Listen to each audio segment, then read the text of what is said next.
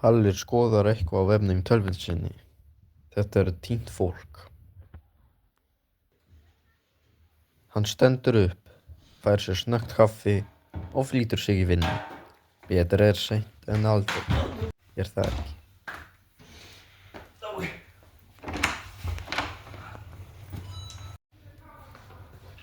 Á leiðinni hringir snjallsíminn Halls.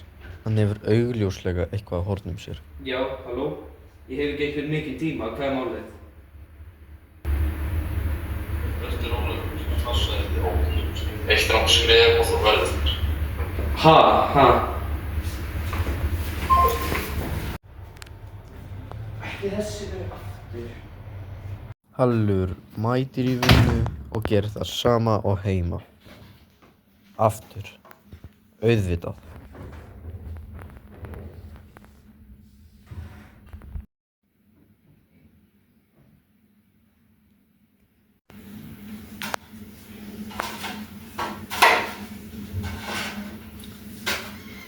Vá, enn fleiri týndir. Hvað er að gerast? Það var hringt svo oft í þessari viku. Allir hafa hverfa. Fannst þú eitthvað aðrar upplýsingar? Nei, ég er búinn að segja nei. Dóttir mín, hvað ef hún finnst ekki heldur? Æ, Hallur, ekki vera að spá í þessu.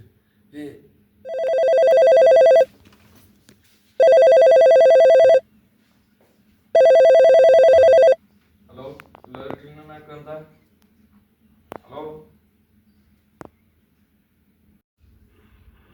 Hallur minn, ó Hallur, þú hefur alltaf hlust á mig.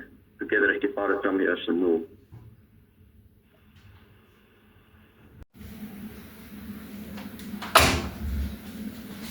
Guð, þessi gæi, hann er búinn að hringja í mig 3 sinnum í dag, ég er komið nóg á hann. Óhugavert, en Halli, myndirðu vilja athuga smá í kjallaranum? Það var sagt mér og ættir að fara og sækja nýja tölvur. Ó, verður nýja tölvur hérna? Jæja, þá skal ég fara.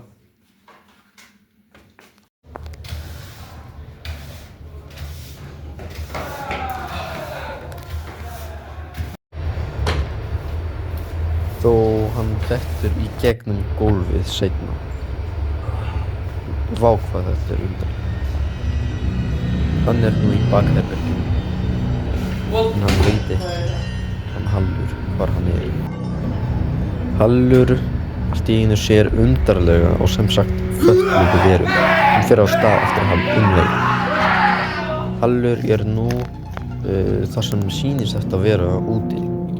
Umhverfis eru blóm, tré, bollar og vatn, en allt er dautt.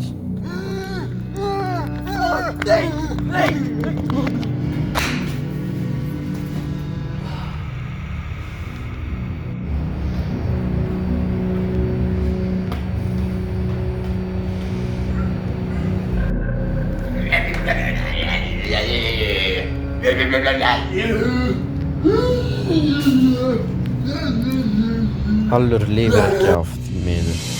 Hann verður tekinn og étinn af þessari hræðilegu og viðbjóðslegu veru.